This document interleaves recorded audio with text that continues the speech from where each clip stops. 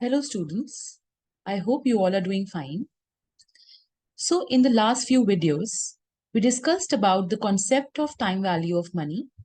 We did certain questions on discounting and compounding technique using present value, future value, net present value and PMT, that is payment functions. In today's video, we will be discussing two important questions based on time value of money, and we will be again using present value and PMT function. The first question is here. It is like Mr. X is to retire after 20 years from now. He has the following ideas for meeting his financial needs after retirement. He wants to save and invest equal sum annually to accumulate a lump sum of rupees 20 lakhs. It means future value is given to us after 20 years and time is 20. Now, how much should he save and invest per annum in 20 such installments? Therefore, we need to find out the PMT, that is the installment amount. If he starts investing after 1 year from now, that is after the end of the first year. Assume the rate of interest on investment at 10% per annum. This is the first case. In the second case, how the answer in one changes if he starts investing in 20 equal installments beginning now. So these cases are basically based on annuity, due and ordinary annuity. So we will be discussing them in detail when we will solve them.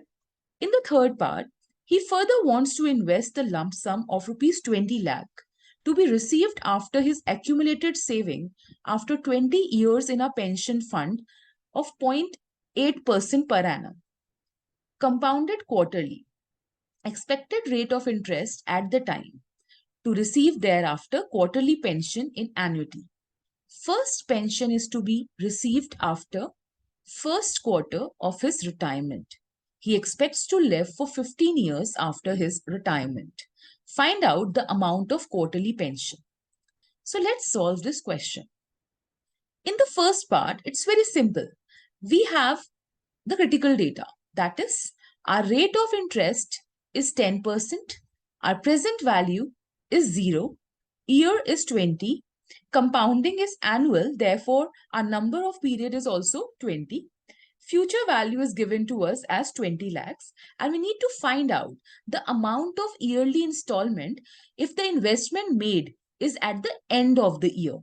So here we will be using the present value of PMT function. You can see it here. So PMT function syntax asks us the 5 things. The first is the rate. So rate is 10%. Number of period is 20. Present value is not given to us. Future value is given to us as 20 lakhs. Minus sign so that we get the positive value. Comma 0. 0 is for that the payment is basically investment is made at the end of the year. That is the type of the investment you are making. So for that, we have written 0 here. And when you click on enter, you will get your answer as 34,919 rupees approximately.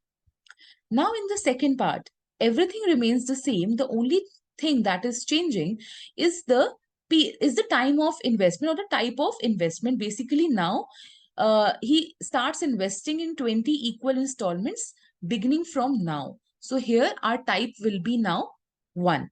So to find out the amount of yearly installment investment made at the beginning of the year, so here our formula will be, again we will be using PMT function as we are trying to find out the amount of yearly installment. So our rate will be again 10%, number of period will be 20, present value is 0, future value is 20 lakhs, minus sign is for in order to get the positive value, and comma 1. 1 is for the type of investment, that is investment is made at the beginning of the year. Click enter and you will get your answer as 31,744 rupees approximately. Now, the third part, which is very important and tricky. Here, He further wants to invest the lump sum of rupees 20 lakhs. So here, the lump sum value, which was the future value in the first case, now it is the present value in the third case. He will be saving this particular amount after 20 years. He wants to invest this 20 lakhs in a pension fund where he's expecting that at that time, the expected rate of interest will be 8%, and he will thereafter be receiving quarterly pension in annuity. Okay. First pension is to be received after first quarter of his retirement. So here our periodicity is quarterly. He expects to live for 15 years. So our time is, or N is 15.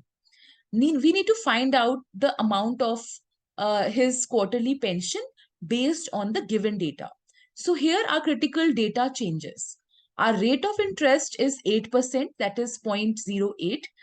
Present value is 20 lakhs now, and he wants to see that what quarterly pension he will be receiving if he invest this particular amount of 20 lakhs today for 15 years. Okay. Today, basically, the once he retires. So year is 15, periodicity is 4, and number of period is 60. How it is 60? Number of period will be now 15 into 4. This is our effective period. So that is why we have multiplied 15 years into our periodicity to get the 60 as number of periods. So we can also say it as effective period. Our effective rate of interest in this case will be 8% divided by 4 in order to get the effective rate of interest, that is a quarterly rate of interest. So amount received after first quarter will be again calculated using PMT function. So here rate will be 8% divided by 4 in order to get the effective rate of interest or quarterly rate of interest, comma, number of period, we have already calculated the effective period as 60. So we will be taking that, comma, now our present value is 20 lakhs. Negative sign is for getting the positive value, comma, future value is 0. It is not given to us. And type we are assuming to be 0, that we will be receiving the quarterly pension at the end. So enter and you will get your amount as 57,535 rupees approximately will be the amount of quarterly pension that this person, Mr. X, will be receiving if he wants to invest the lump sum of rupees 20 lakh to be received from his accumulated saving after 20 years in a pension fund at 8% per annum compounded quarterly. Okay, so here our expected rate of interest is 8% per annum, and he is expected to live for 15 years after his retirement. So based on this data, we have solved this question. So I hope this question is very clear to you.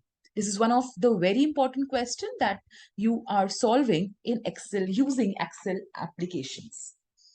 The next question is also an important question.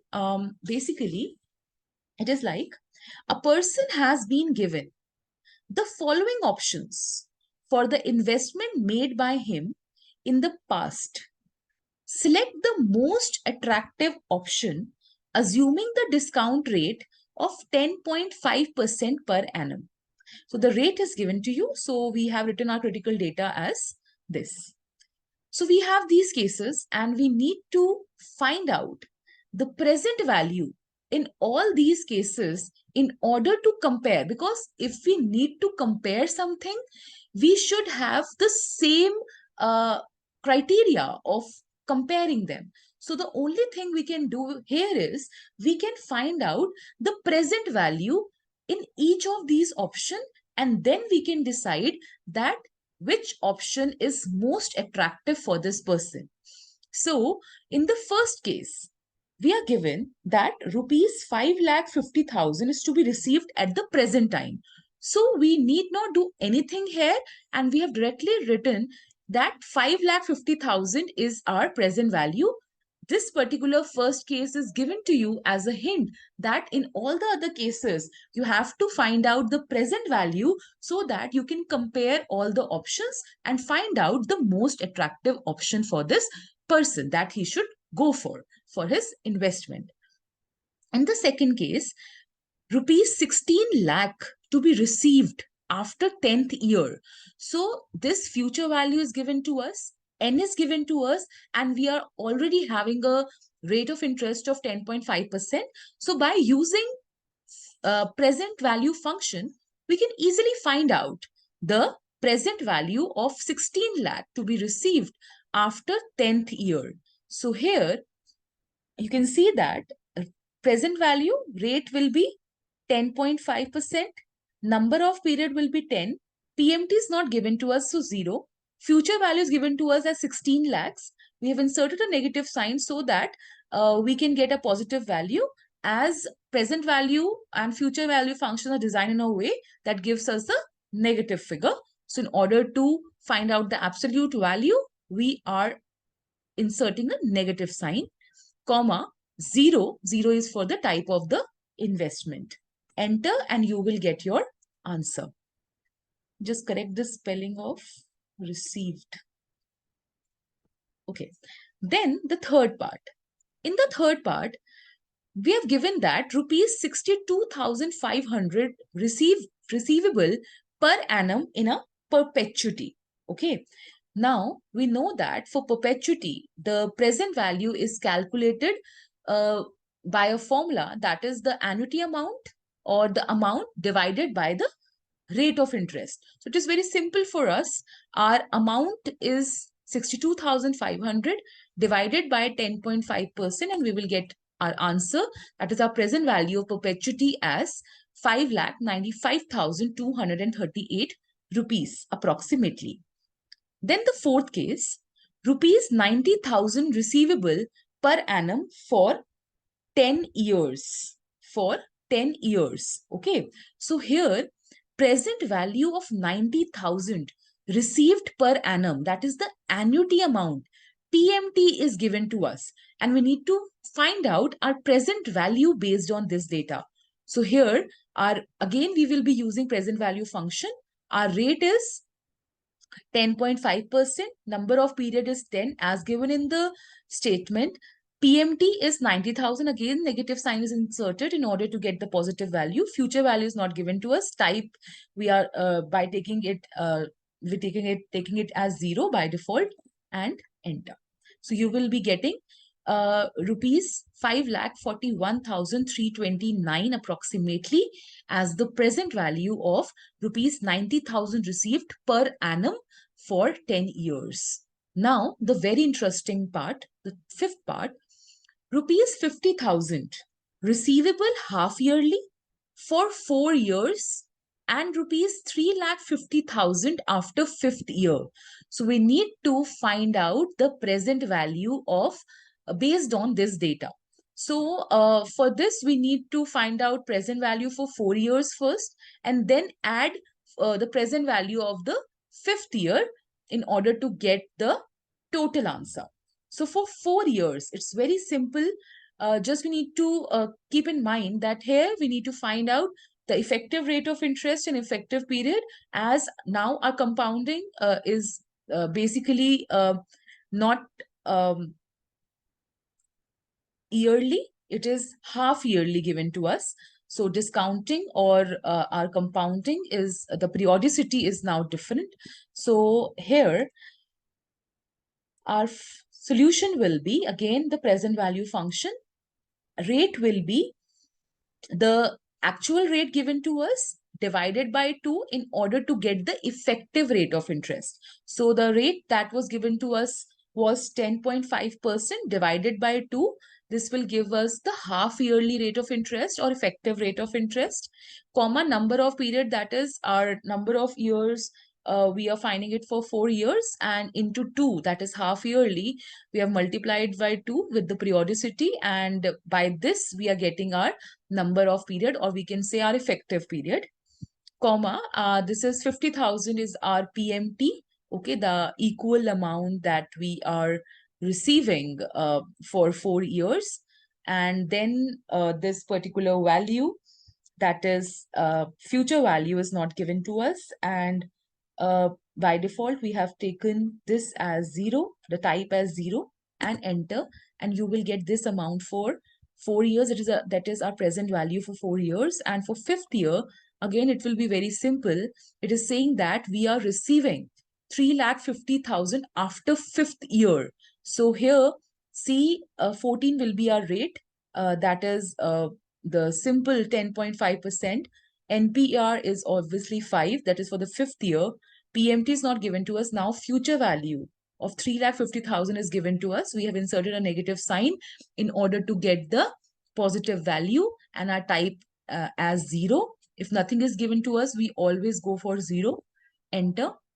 And now, in order to get the present value for the total present value, we will add the present value for 4 years and present value for the fifth year. For that, we can use sum function. And I have totaled these two. And if I enter, I will get 5,32,369 rupees approximately as the present value. Now, as per this, you can find out the most attractive option. So if you see that you are getting the maximum present value at present value of perpetuity of 62,500. So when you are receiving 62,500 per annum in perpetuity, you are getting the maximum present value, that is 5,95,238 rupees approximately. So this can be the most attractive option for this person, and this will be your answer. That is the most attractive option for the person. And if you can compare, the values for other is less than this. So in the first case, we're getting present value as 5,50,000. Then in the second case, we're getting it 5,89 something. In the fourth case, it is 5,41. And in the fifth case, we're getting it around 5,32,000. So this is giving us the most attractive option. So I hope both the questions are clear to you. Very important in terms of getting the questions for solving in Excel spreadsheets. So in case of any doubts, you may write down in comment section. Thank you so much for watching.